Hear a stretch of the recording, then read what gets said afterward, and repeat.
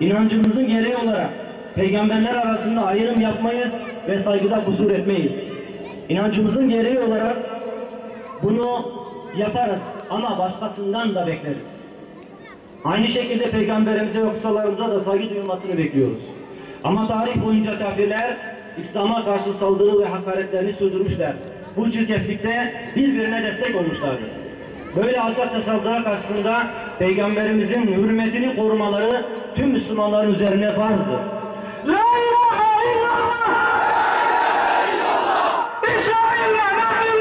İsrail lahnetullah! Yeryüzünde hiç kimsenin Efendimiz'e dil uzatmaya haddi ve hakkı yoktur. Canlarımız onun uğruna feda olsun.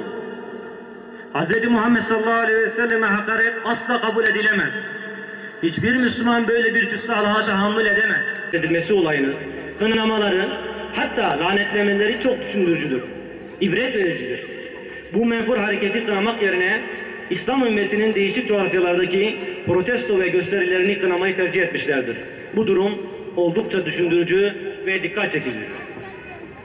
Müslümanlar ve Müslümanların kutsalları hakarete uğradığında Birleşmiş Milletler ve İnsan Hakları örgütlerinin her zaman sessiz kalmaları, ağır davranmaları küfrün tek millet oluşundandır.